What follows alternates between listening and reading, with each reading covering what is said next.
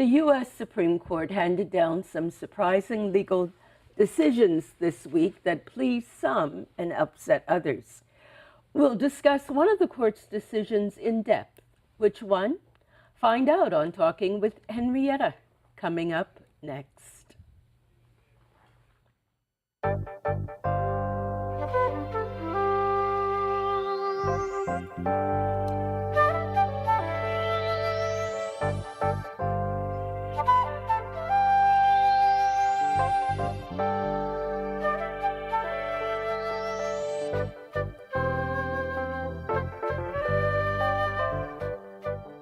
I'm Henrietta. Welcome to the show. The U.S. Supreme Court made two major decisions this June that caused ripples throughout our country. One of its decisions affected labor unions, and the other upheld President Trump's ban on immigrants entering this country from certain select other countries. On this show, we'll focus on the court's decision affecting refugees. My guest today is Samina Sundas. Samina is of Pakistani heritage and an American Muslim who resides in Palo Alto. She has served as a commissioner on the Santa Clara County Human Relations Commission and as a board member of various similar Silicon Valley organizations. She is the founding executive director of the American Muslim Voice Foundation. My second guest, Benjamin Ndugga-Kabuye, will talk with us from New York by phone.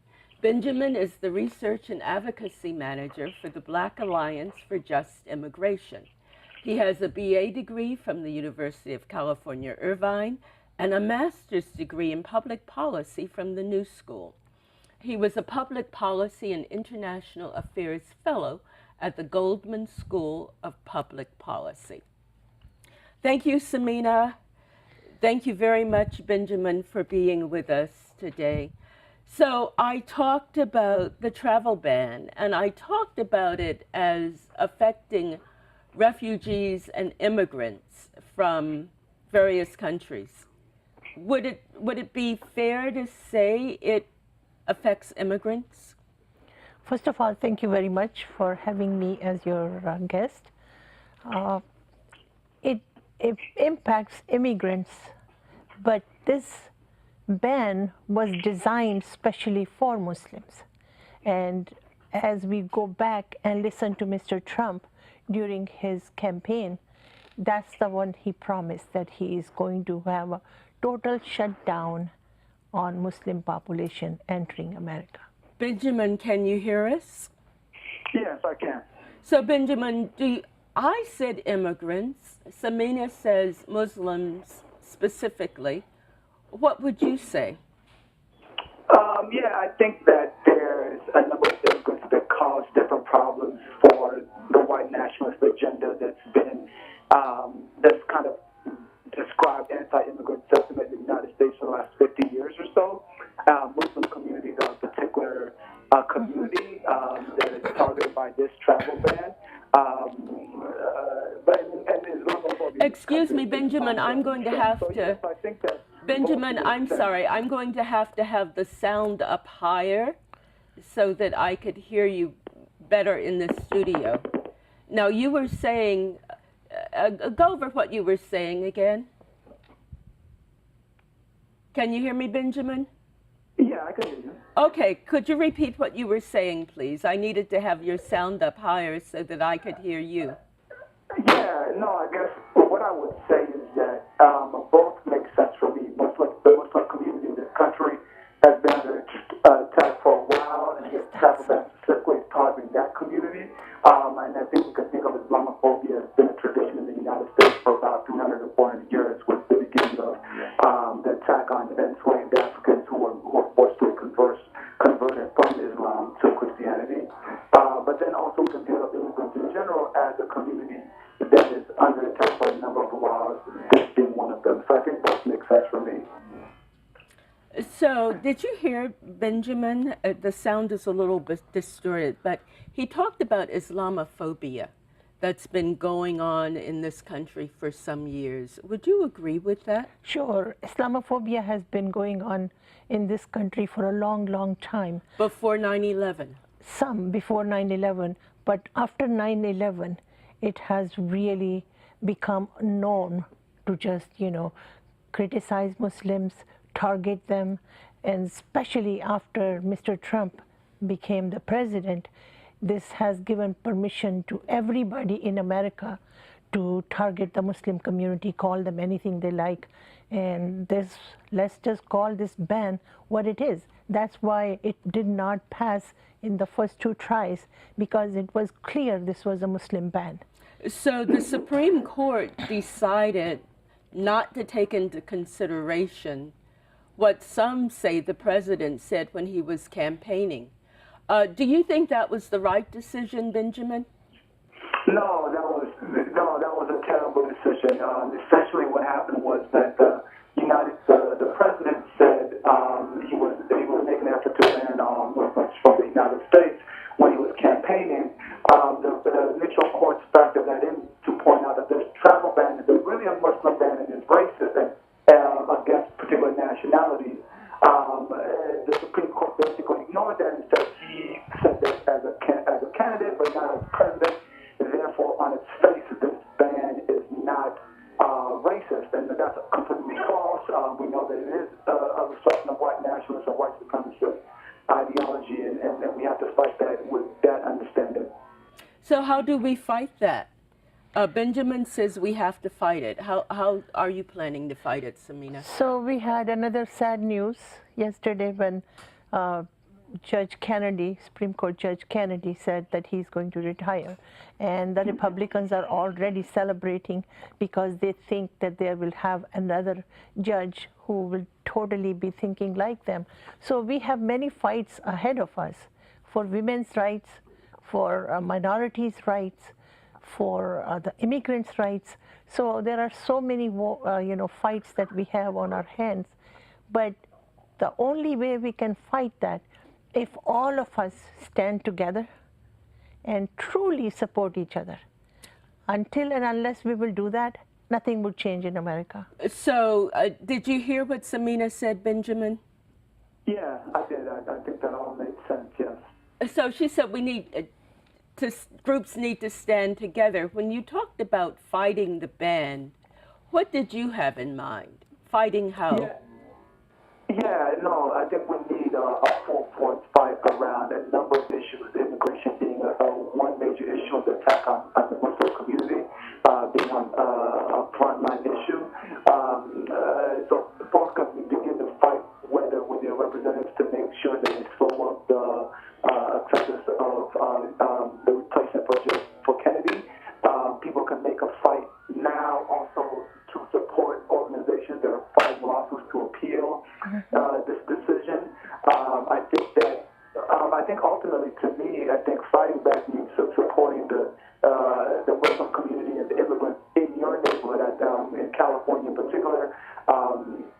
Black and Latino and Muslim communities are all over Southern and Northern California, and I think those are the leaders that will direct you in how to effectively fight that. And so on every issue, whether we're talking about women's rights or Islamophobia, the community that's directly impacted by these forces should be in the leadership and craft how we move forward. So Samina, talk about the organization that you're involved in, the American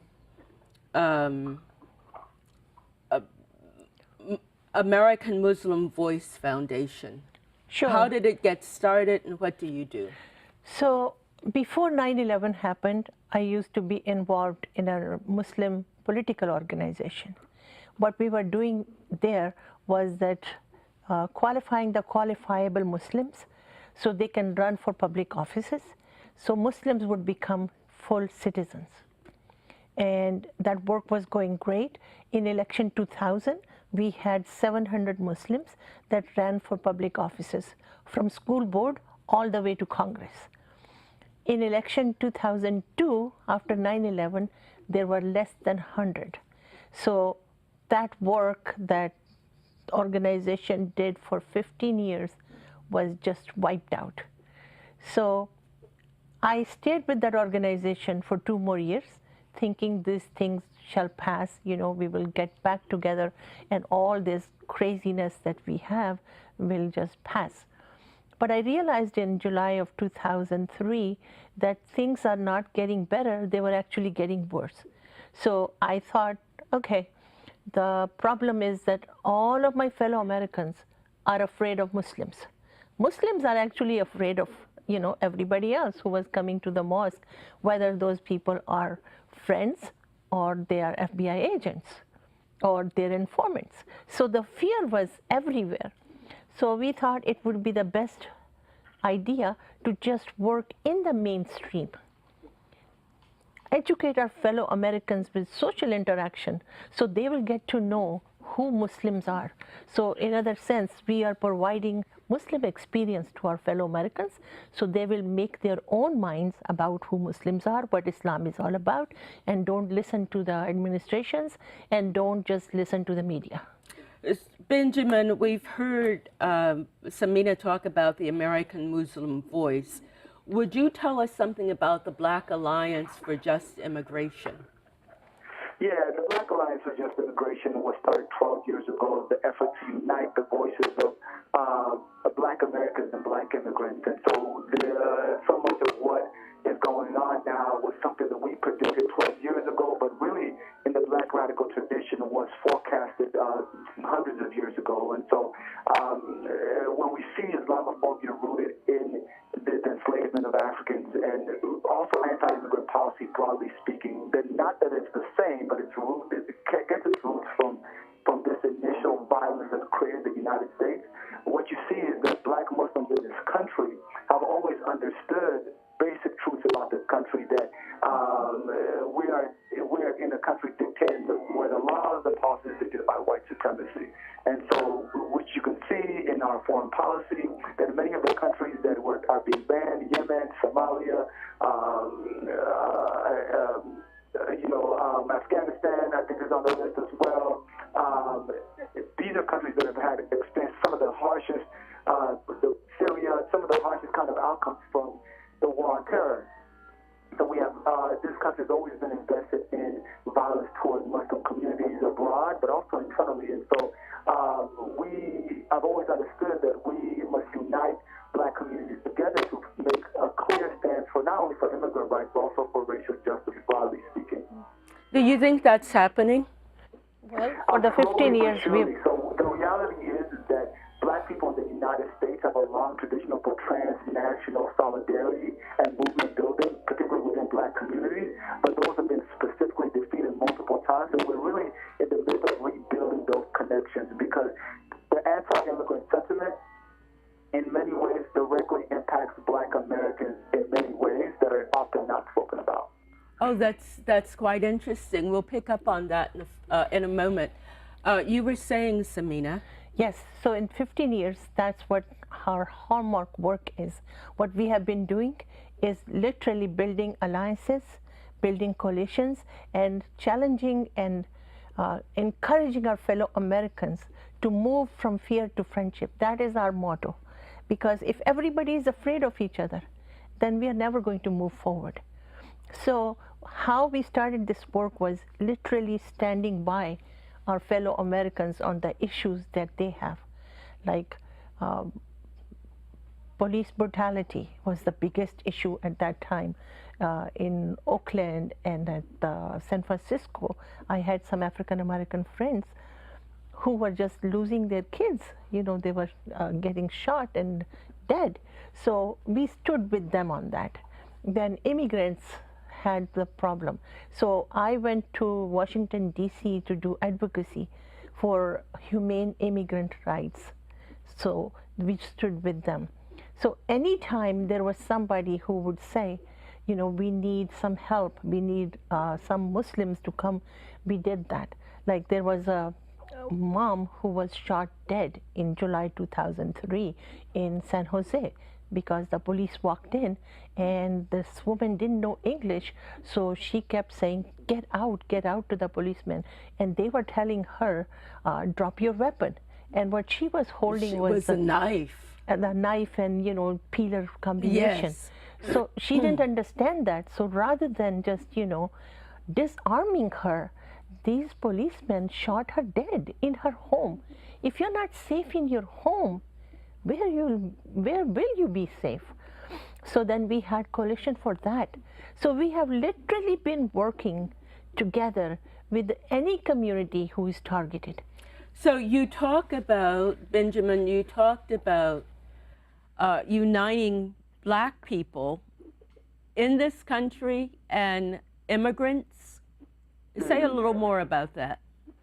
Yeah, I mean, one of the first things we need to realize is that a lot of Black people are immigrants at this point. Around 10 or 11% of the Black community are immigrants or descendants of immigrants from the Caribbean, Africa, South America, from any number of parts of the world.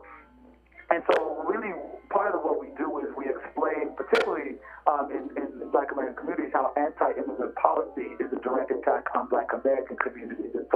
And in many ways, the way this is done is you look at the budget to roll out Trump's anti-immigrant policy. And so what Trump came in with an effort to massively expand ICE, Immigration Customs Enforcement, massively expand the Border Patrol and Department of Homeland Security with billions of dollars. And also really the Department of Defense effort was an attack on an attempt to attack immigrants and Muslim communities abroad. And so the question was that we posed to people is that how is all of this going to be paid for in a Republican Congress and presidency where they don't believe in raising taxes? And the way they're planning on paying for this anti-immigrant weaponry and deployment is by cutting social spending, which are the programs either created or expanded by the Civil Rights Movement. And so anti-immigrant policy is a direct attack on Black American communities in regards to budgets, but also in regards to how when ICE budgets, Border Patrol budgets are spent, what ends up happening is that this money is then sent towards local law enforcement who jail and incarcerate Black Americans. And so in many ways, even though Trump's rhetoric is referring to immigrants and Muslims, it's really a direct attack, an attempt to attack Black Americans and also ultimately to roll back the gains of the Civil Rights Movement. Well, it's interesting how you connect the anti-immigrant, anti-Muslim policies that are going on to Black Americans. And we haven't even mentioned Mexicans at this particular time. So you would put all immigrants together, whether they're coming from Africa, the 5 countries that are predominantly Muslim, whether they're coming from Mexico or any other places, you would put them all together in the same boat? Well, I mean, I think it's important that immigrants move in solidarity with each other, but our folks, our workers, folks are Black immigrants in particular, because of the legacy of anti-Blackness in this country, and also the legacy of actual solidarity and united fronts with Black Americans. That we could think of many of our civil rights leaders that we admire, many of them are Black immigrants, whether we start off with Stokely Carmichael in the late part of the civil rights movement and the transition of Black power, or we can go back towards the turn of the 20th century with powerful leaders like Claudia Jones and Laura Dorker Coffey, folks who came from Trinidad and came from Ghana with an express mission to build in solidarity with Black Americans. So we have a long tradition of united struggles, and rebuilding that is how we win gains for Black people in the United States and abroad. So do you see the struggle that you're talking about being resolved within a political party? For example, what do you see in terms of the agenda of the Democrats right now? So largely for us, because we are rooted in the Black radical tradition in the United States, what is the unfortunate truth of it that comes out of that tradition is that both parties are committed to white supremacy, and both parties are antagonistic to the needs not only of Black immigrants, but Black Americans and all marginalized communities, and in any number of ways. So you can think of, for instance, this Muslim ban that Trump has put in place. The original ban was building off a list of countries that whose visas were restricted under President Barack Obama. And obviously, as many people have heard, President Barack Obama had the highest deportations in the United States. And ultimately,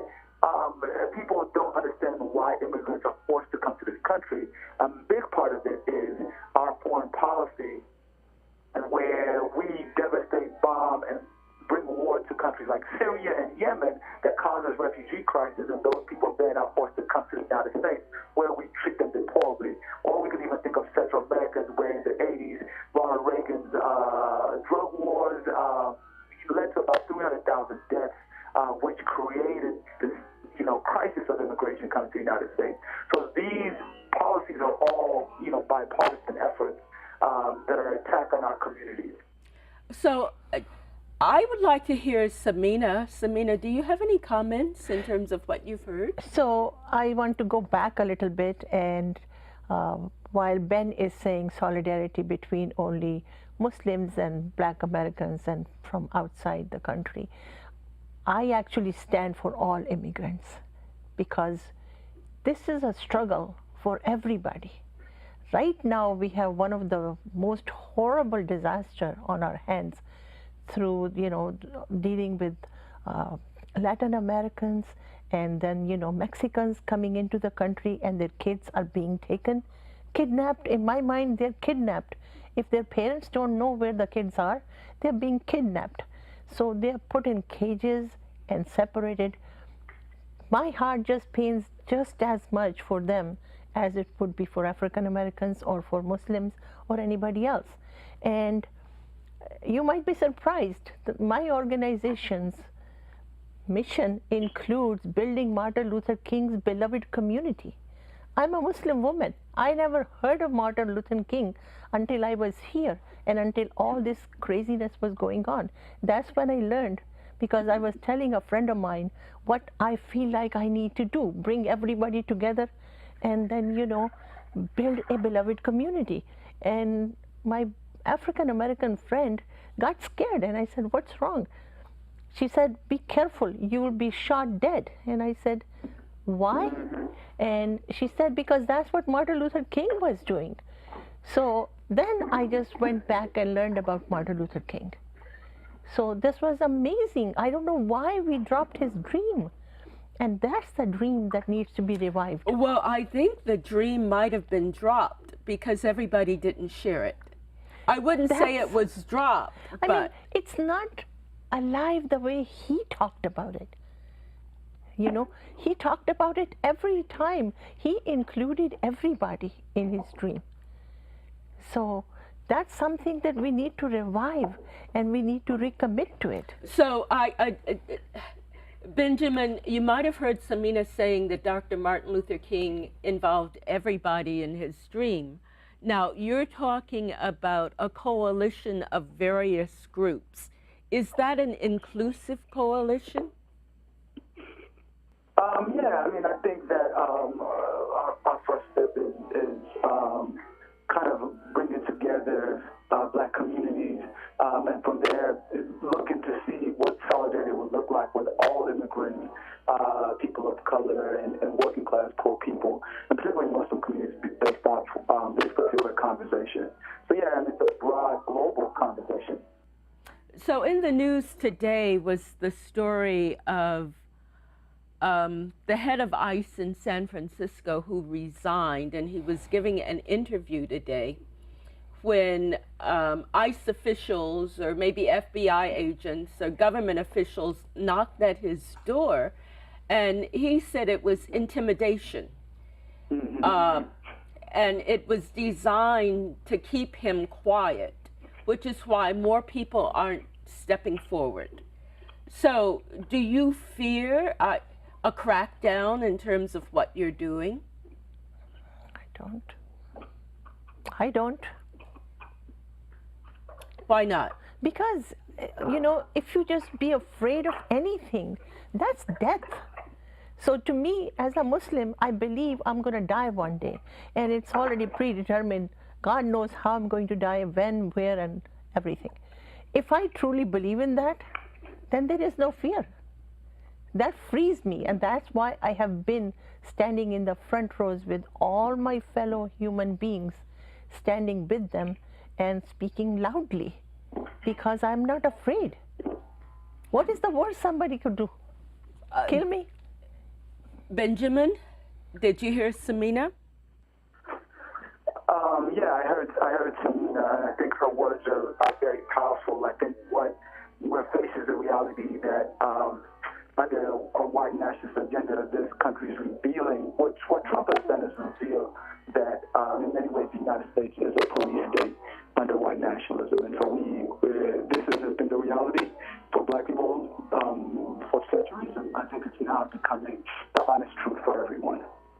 Well, there is a resurgence. I think even today in the news, it talked about white nationalists spreading their messages on college campuses.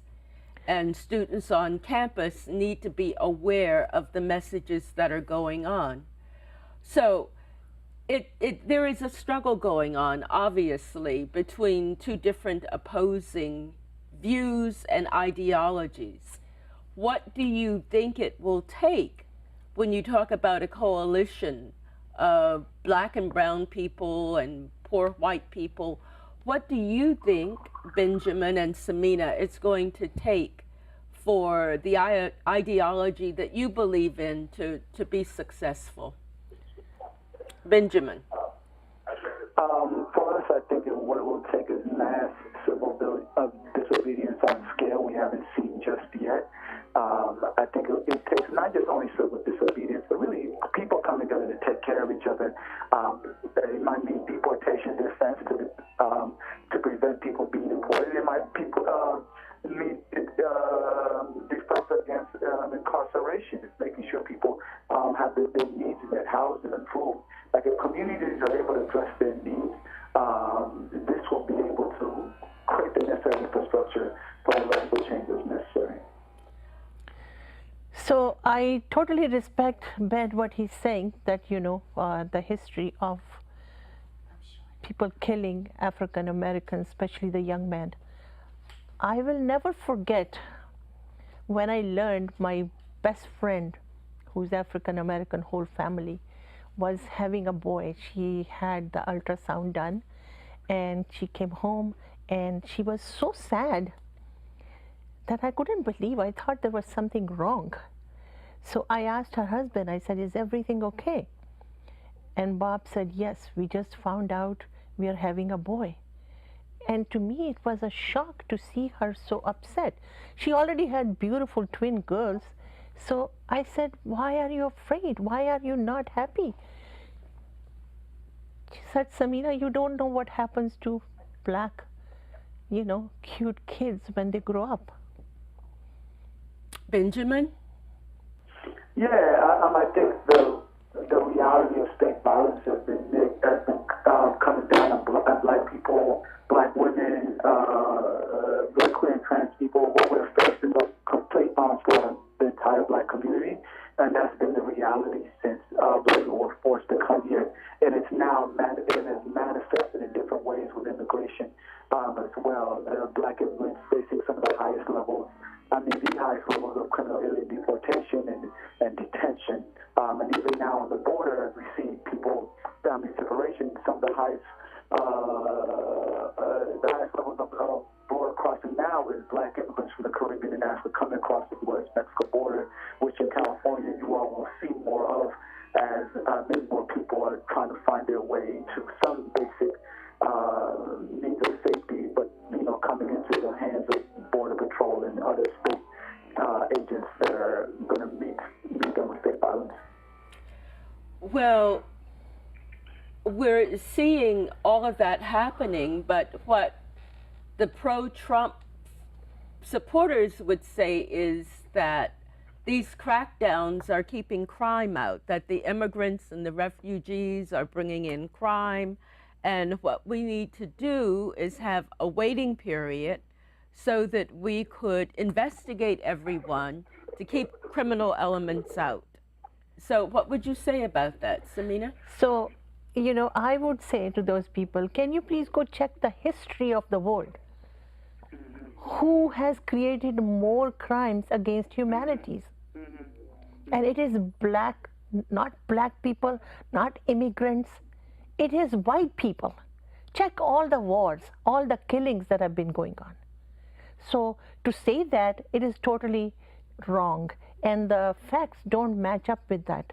Well, they would talk about crime in the United States itself. Okay, so even in United States, hold on, Benjamin. Even in United States, there are enough white people who are doing crimes, and again, the studies do not match what they're complaining about. Benjamin? Yeah, for us, we push forward with a different definition of what safety is. One, we believe that safety is created not by cages and police, but by when people's needs are met, when people have housing, when people have education, when people have health care. And the reality is that borders and walls and cages actually increase violence and increase the damages and separation of families. And when you separate families, you increase violence in communities. And so for us, our vision of safety is when families are kept together and communities are kept whole, and people are able to take care of their children. And then on the other thing is people who are bringing up crime as a fear of anti-immigrant sentiment, as a reason for the anti-immigrant sentiment, are really, they're not interested in violence or crime, because violence is how this country was created. And in fact, most importantly, the immigrants who are coming into this country, particularly Central American, we owe them a place in the country. Not just a visa, not just a green card, but they are owed because their countries were destroyed and devastated by the United States. So when your country is bombed, like Syria was bombed, or Yemen was bombed, or violent coups are created and kill squads are created in Honduras and El Salvador and Colombia, where some of the most violent places in the world, by the United States, then you are owed a place in the United States when you come here because your home was destroyed.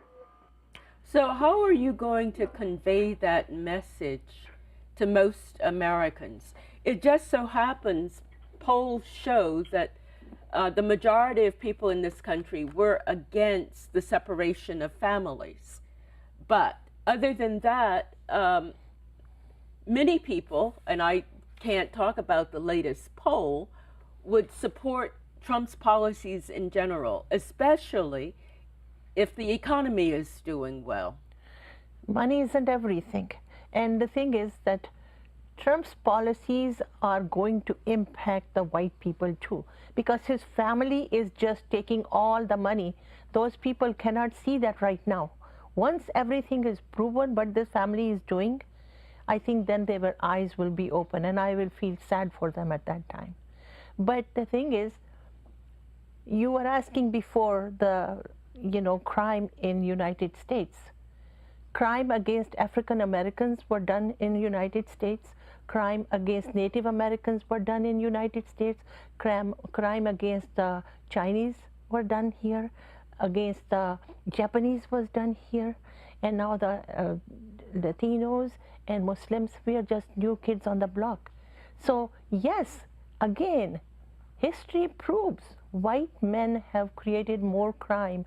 I'm sorry to say that, but that's true. So, the thing is, that's why building coalitions is very, very important.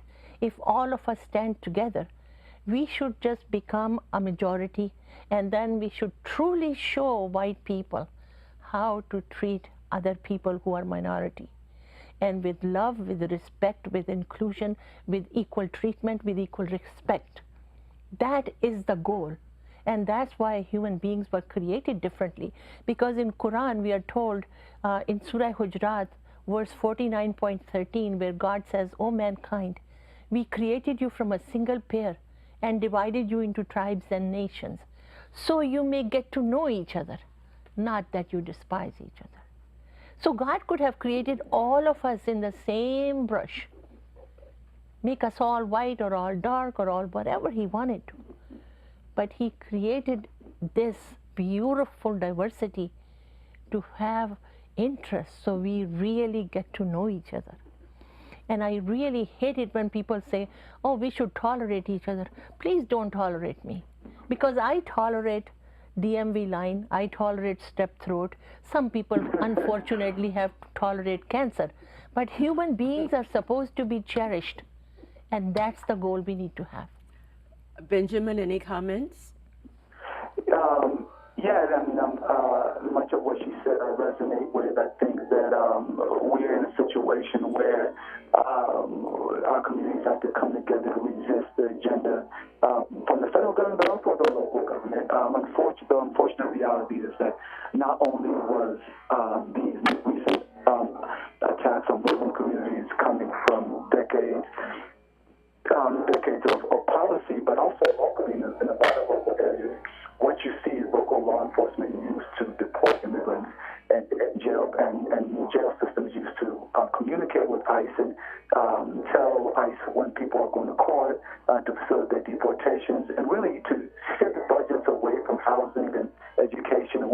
actually need in their communities than towards cages and police. And so we need just a really radical shift from what the direction the country has and what it will take is a massive support and solidarity with communities that are marginalized. You talk about civil disobedience. What do you think is going to bring that about? I think it's going to be what's necessary is people building honest and genuine relationships with each other at the community level, on the neighborhood level. That when your neighbor has an order of removal to be deported, you will not let that happen. That you will not let that person be deported. That you make sure that their family has their needs met. And that goes across the line, not just for immigrants and not just for solidarity with Muslims, but as Samina said, with just the everyday lives of Black people across this country, as we move in all of these issues around women's rights, LGBT rights, that we need to just care for each other on just a personal level in our neighborhoods, and that will be the building blocks. This will allow a genuine love for all people who are marginalized, working class, poor people across the country. This genuine love for each other, commitment to each other is what's going to is the necessary infrastructure for mass civil disobedience and resistance. Well, the government would say it doesn't have a problem with people coming into this country as long as they do it legally, that this has to be a nation of laws, and that you can't have open borders. So that's not true either, because Trump wants to decrease the number of legal immigrants who come to the country. He wants to stop the lottery that people get, So they can say one thing but do totally the other. And I really like Rachel from MSNBC, who just always say, don't just listen to them, pay attention to what they're doing. Because what they're saying is they always lie. They always lie. So Benjamin, do you think that's true? Yeah, I think none of what Trump's people are saying is true in any way for a number of reasons. It is true that you can have open borders because if you're a white person with a passport, you can go to any country in the world pretty much with no real fears of being detained, deported, or in any way harmed by state violence. So that's the one thing. There is open borders for some people. We're just fighting for open borders for people who are marginalized. And so on the other end, it is also true that just because the idea that we're a nation of laws, the reality is that when a law is unjust, a law that is unjust is no law at all. So coming from the Black radical tradition that is exemplified by so many great people like Fannie Lou Hamer, Ella Baker, and so many people who fought against laws that were unjust. We must have those same commitments around this anti-immigrant sentiment. That these laws, these borders, and these detention centers, ICE, the Border Patrol, these state agencies that need to be abolished are rooted in laws that are white supremacists and white nationalists. That's what we need to be very clear about that. How borders are created, how detention centers are created, how ICE agents are created. These agencies, the police, are created. They're created off and rooted in white supremacy.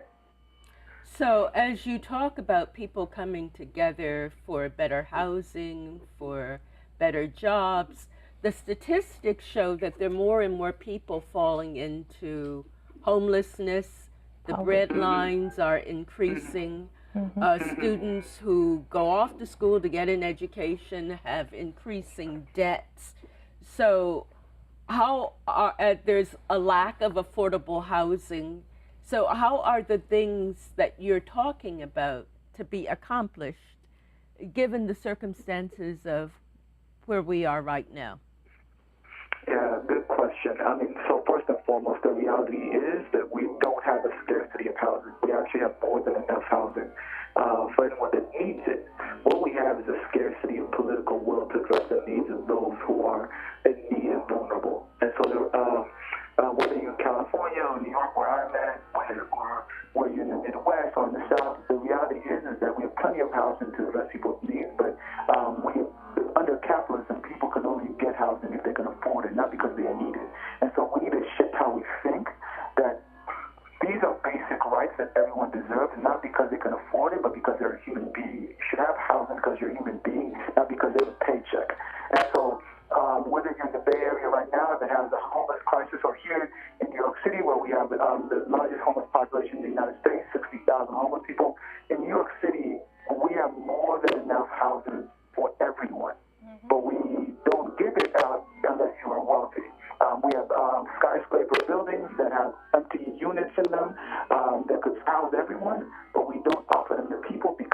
take away the profit of real estate developers who are billionaires. And so that's the reality for all of these situations. And so we need to create the political will to understand that when you see a homeless person, you're not seeing someone who's lazy, who doesn't deserve it, or who deserves to be homeless. What you're seeing is a human being that still, no matter what their circumstances or decisions, always deserves housing, always deserves education and healthcare, and all of that needs to be met. And if we committed to that in our living space, in our neighborhoods, we can also then, that ethic of care and love for each other is what will build up the necessary civil disobedience infrastructure to fight back against anti-immigrant policies and when Muslim communities are being attacked. That sounds very idealistic, and there are those who would talk about how you would bring that about. You mentioned the political will. Given our political structure right now, where is that political will going to come from? So I think what is Ben talking about, having a home for everybody, can be accomplished. Look at that, how quickly they made these tent cities, right? Now, why can't they have done that in winter for homeless people everywhere? When you talk about tent cities, where are you talking about? At the border, for the people to just cage and take them away from their parents and just put them there. So why couldn't they have done that for the homeless people? They're also talking about using military bases. Yeah, so why couldn't we host the homeless and poor in the military bases? And just like Ben said, the rich people have to open their hearts and their wallets, because God gives, in Islam, it says when God gives you money, it's not just your money. He gives you resources for, He has made you a source for other people. So you share that, and you don't wait until you are filthy rich to share that. If you're earning 100, share whatever you can from that part. So where is the profit in that? So who needs that much profit? I mean, imagine that. What is going to happen? Go ahead, Samina. Sorry, I didn't mean to cut you off. Yes, go on, Benjamin. Yeah, I mean, I think that's the shift. The shift is to not put profit over people, right? So we in the United States, at the center of global capitalism, we put profit over human beings. So when we have homes that are empty, we won't put homeless people in them because they won't pay for them. They won't be buying them, and there won't be a real estate developer who makes a paycheck off of that. As opposed to saying, this is a human being and they deserve this as a right, regardless of whether they have a paycheck or not. So we haven't put enough resources for everybody, whether it comes to education, whether it comes to healthcare, whether it comes to homes. And so this shift of value that is put profit over people is also at the root of our anti-immigrant and anti-Muslim policies, because when it is profitable to attack a certain community and to destroy their rights, we will do so. So our kind of war on terror that creates that massive refugee crisis, right? It's profitable for a few people. The war economy is profitable for war manufacturers, but it really doesn't do anything for anyone else. And so when we go and bomb in Yemen and go bomb in Syria and create hundreds of thousands of refugees who then try to come here, right, that is profitable for no one except the 1%. And so as a community, we understand that people are more important than profit. Yes, but Benjamin, for this country, people have never been more important than profit. Exactly. I mean, there was slavery, and at that time, profit was more important than people. So you're talking about a long history, and what all of a sudden will make people in this country put people before profit. For example, if you give homes to the homeless, aren't you just kind of supporting giveaways, social giveaways? Aren't you? There would be those who would say you're taking away from people the incentive to work. So no, that's a good question. So the reality is actually this country not only is it based on profit over people, but it's also based on giveaways to certain communities. So this country had no problem giving away hundreds of thousands of homes in the 1873 Homestead Act that was one of the initial laws that created our white middle class, giving away free homes to white people and white immigrants and ethnic white people.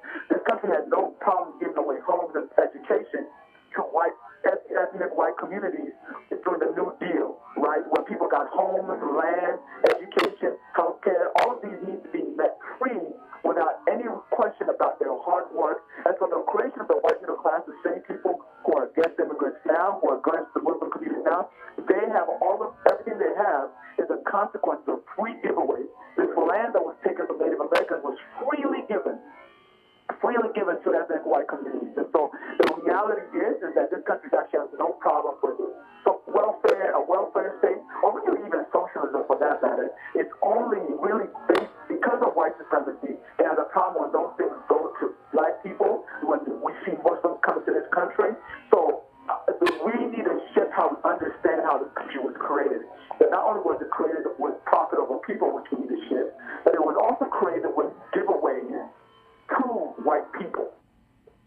So how do you tell people who are the 1%ers, or how do you tell people who are profiting on the status quo, who are profiting on the incarceration rates, who are profiting on the building of new prisons? How do you tell them to give up their profit? How do you get people to change the status quo when they're profiting on the status quo, when they're profiting on dividing people? So here is what I don't get. If there is a person who doesn't believe in any faith and he or she is hoarding money, I can say, okay, they don't have guidance from anywhere. But people of faith, when they say I'm Christian or Muslim or Hindu or Jewish or this and that, and then they hoard money and don't do what every faith asks them to do, there is something wrong. They're not practicing their religion. So you asked earlier that how these things would change. Right now, it is fewer people who are impacted. But the conditions are getting there where if we join hands, we will be in majority. Now, African Americans are under target, Muslims are under target, Latinos are under target, LGBTQ is under target. Then you just add women to that. If the Supreme Court justice, the new one, is going to be against abortion and women's rights, that adds so many numbers to our probably allies that if we all get not mad enough, but committed enough to get on the streets, everybody would have to feel that pinch. And what's going to be gained by getting on the streets protesting? That's protesting would change the senators, whether they are Republicans or whoever they are. That's how we changed, saved a little bit of Obamacare, because people were going to their senates and Congress people, Republicans, and saying, I don't want you to vote this way. People got arrested in the halls of the Congress and Senate offices. Yeah, and let me just add to that, because I need to head out soon. I just want to say that power doesn't concede anything without a demand, and that's something that has been repeated again in the Black radical tradition for a long time. And so we need to understand that obviously there are some people who are well-meaning that can ask and say and explain this data out, and they'll understand. They'll see the stories of immigrants being separated from their families and understand. But ultimately, this country was built on this violence, so most people are actually still going to be committed to this white supremacist thinking. So it's not really a matter of asking them, but forcing the issue. And when we build our solidarity, these things, the right to housing, the right to food, the right to education, the protection of Muslim communities, it's not going to happen because we asked it. It's going to happen because we took it and we forced the issue. And that's really what we need to do, is that when we come in solidarity with each other, we're going to make these demands as not as a request, but as a reality because of the power we have created. Benjamin, thank you so much for your input. I very much appreciate it. I know you've been calling from New York, and we haven't had the best reception, but we have been able to hear you and very much appreciate your input. So thank you so much. Thank you so much for joining us on the show. And so, y'all take care. yes, and I'll be in contact with you later. In the meantime, I'll turn to Samina Sure. to ask your comments. Benjamin had very, very strong comments at the very, very end that this is not a request, it's a demand. Yes, and that's how we should be demanding our rights for everybody. That's our savior. You know, if we are going to survive and thrive in America, there is no other choice but to be united together. And I'm not saying united together against the white people, united together to do good, to have justice, to have equality. I don't want to be against anybody, but I want to stand up for equal rights, equal respect, equal opportunities. And how are we going to create that unless and until we come in the streets? And I've been doing that for 15 years. I'm tired, I'm getting older, but I'm still committed to that. Well, there are those, let's say, not only in the red states, but in the blue states, that would see you're taking to the streets as being rabble rousers, troublemakers. No. They would say, if you're not happy with what's going on in this country, get out. Well, I can't get out. This is my home. This is where I belong. All my adult life has been here, and I have given a lot to this country. Ever since I came, I've been volunteering in America, whether it was my kids' class, soccer, basketball, scouts, music, and then in the mainstream, you know, after 9/11, just making America what it should have been all along. When people say America was great, America is one of the best places to live. But it wasn't great before, and Trump is not going to make it great again. We all have to make America great, where all of us are treated with respect. Only then it will be great. Well, people have to come together in terms of a common definition Sure. of what's great Hmm. and what equality is. Sure. Equality of opportunity. Yes. Equality of opportunity, equality of respect, human dignity. That is something we are supposed to be protecting for everyone. Doesn't matter whether you are a king or you are a beggar or whoever you are. Human dignity is something that everybody deserves. Well, are we getting closer to that realization, or with the decisions that have been made by the Supreme Court and the justices, Kennedy's resignation, announcement of resignation, are we getting closer or are we getting further away? You know, sometimes a thing that comes up as a trouble may bring joy ultimately. That's the way I look at life. There is no accident, there is no coincidences. Things happen for a reason. Right now, we were just, you know, immigrants, Black Americans, Muslim Americans, and then LGBTQ. But we didn't have majority numbers if you just consider all over America. But if women join this march and women join this idea that we want to protect our rights and my daughter's rights, my granddaughter's rights to choose what she wants to do with her body, now we are almost doubled. So I see it as a light. I see as hope that, okay, this might just energize all of the people who didn't come out to vote in 2016. So the assumption is that they'll be energized to vote the way you think they should vote. But they might very well be energized. That's okay, then it will be fair game. I'm not afraid of the competition. I'm not afraid of the hard work. But what I'm saying is people, good people who don't do anything causes bigger troubles. So I am appealing to the good people to come out. And there was a rally yesterday after the Muslim ban, and I was pleased to see there were so many of my Caucasian fellow Americans, and that gives me hope. And you think what's happening is happening for the good? It's going to happen ultimately for the good.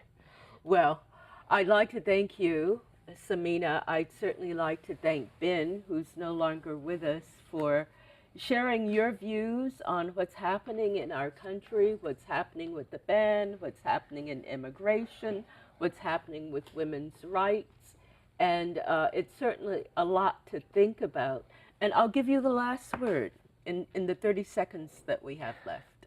So American Muslim Voice hosts events where we just provide social interaction. We just held iftar dinner at my home. We have 180 people who attended that. And we started 15 years ago with 35.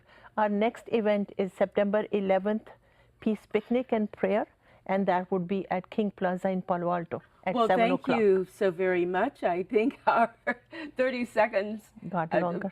Yes, it's over, and I'd like to thank you for sharing very much, Samina. And I'd certainly like to thank our viewers for watching. Until next time.